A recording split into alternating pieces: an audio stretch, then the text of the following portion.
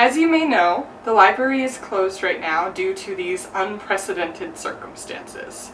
But we have all been working very hard from home to bring you interesting and unique content that you might not usually see from us.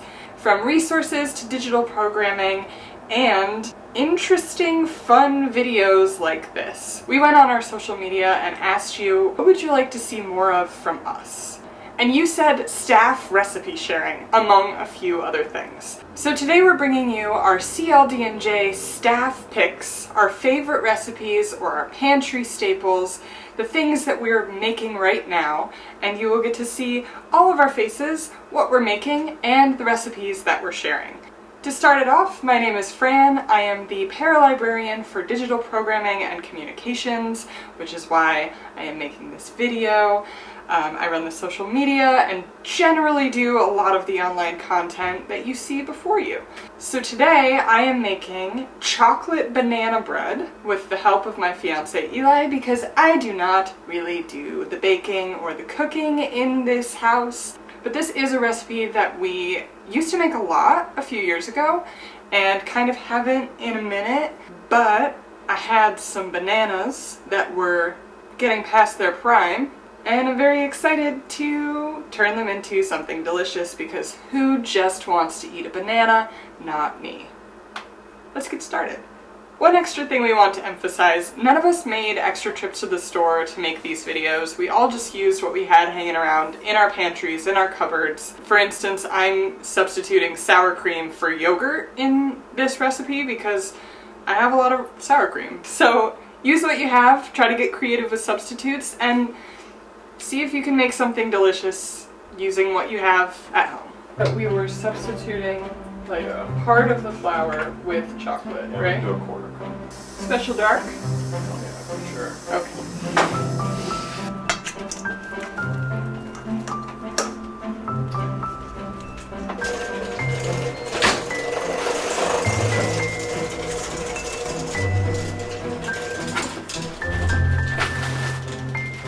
And just dump it? Yeah.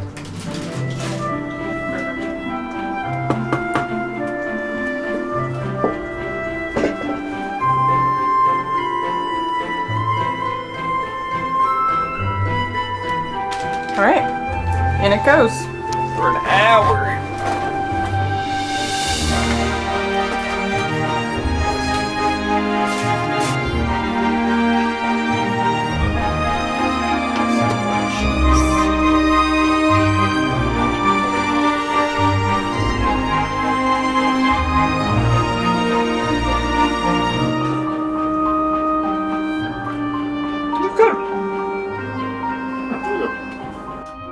Friends, it's Jenny from Community Library of DeWitt in Janesville. I don't know about you, but I have been doing a lot of baking while I've been home during this time of quarantine. And I have a recipe that I'd like to share with you. It is a no-bake cookie recipe called cow piles. And you'll see why they're called cow piles when we get to the end of the cooking process. This is a very easy recipe that calls for items that you should have in your pantry and refrigerator. So let's get to it. So here's the ingredients that you will need to make cow piles. You're going to need a stick of butter. It can be salted or unsalted butter, whatever you have in your fridge. You will need some unsweetened cocoa powder. You'll need peanut butter. I'm using creamy, but you can use chunky. That will just give your cookies a little bit more texture. You're going to need vanilla extract, sugar, milk, and oatmeal. Okay, so the first thing you're going to do is you're going to put your butter, your sugar, your milk, and your cocoa powder into a saucepan, and we're going to stir this together on a low heat. And basically we want the butter to melt down and you want the sugar to dissolve. So this can take up to about maybe 5 minutes, because you really don't want to hear any of those sugar granules making noise. You want it to be completely dissolved. Okay, so our sugar has completely dissolved and we're left with this silky, ooey gooey, yummy, lovely chocolateness, and we're going to make it even better. So we're going to add a half a cup of peanut butter to this mixture, and we're also going to add a teaspoon of vanilla extract. And then we're just gonna stir this until our peanut butter melts. So our peanut butter has all melted into the chocolate and we have this lovely, lovely sauce. So now we're going to add to that 3 cups of oats. And I'm using quick oats. Okay, and once your mixture is well combined like this, like I said, it'll be stiff, it'll look like this. Now comes the time to make the cookies. So I'm using a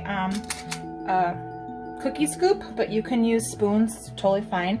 And you're gonna take a scoop of this and you're just gonna drop it onto a parchment lined baking sheet like this. And you can make them as small or as big as you want. I think that's a pretty good size.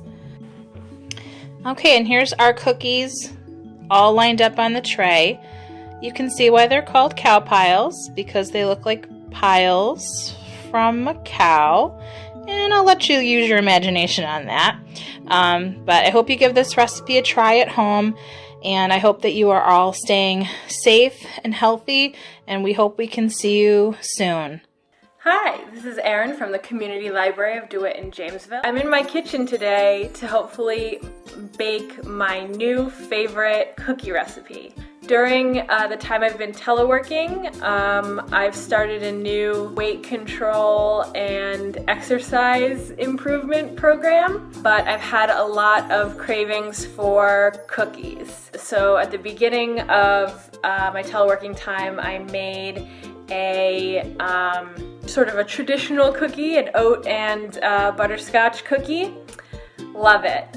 But on this new plan, I need some new healthy options. So I'm going to make, for the first time, a 2-part banana cookie.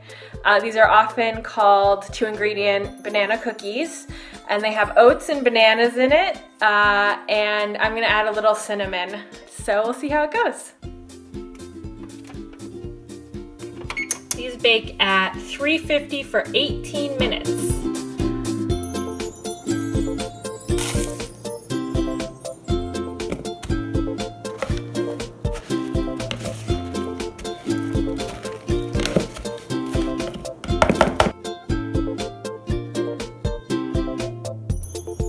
This one's our little secret.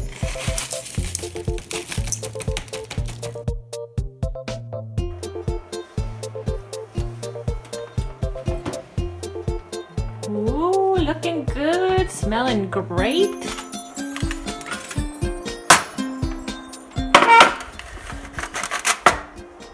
So here they are, they're all ready. This is a cinnamon kind. They smell really good. They were a little sticky on the baking sheet, so I would recommend just greasing the sheet before you put the cookies on. Let's give it a try. Definitely not heavy on the sugar, which is great. It tastes great. I think it would satisfy that cookie urge for sure.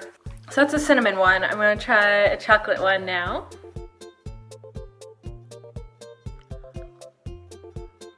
If you like banana and chocolate, you'll love this. It tastes really good. And I think it's, a perfect cookie idea.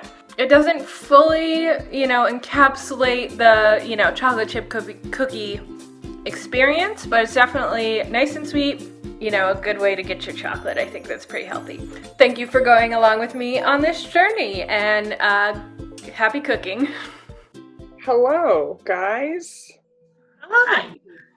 So this is our little virtual Zoom meeting wrap-up of our staff recipe video. So how did your baking go? Well, how did your baking go, Fran? My baking went really well, honestly, even though my clips were like nothing in comparison to yours. I didn't even give you guys the outline of my ingredients because it was just a Bon Appetit recipe, as we can tell from my background. But it's beautiful. It's like the best chocolate banana bread I think I've ever had. It literally is so moist. You know how after a few days with like even a chocolate chip banana bread, it gets kind of like dry and it's kind of past its prime? because we switched in cocoa powder for a little bit of the flour, it didn't rise as much, and it's so moist and like, it's divine. So it's been like 5 days and this is still beautiful, and somehow there's one piece left, so. I assume that's the last piece It's the last ever. piece, and it's gonna be gone.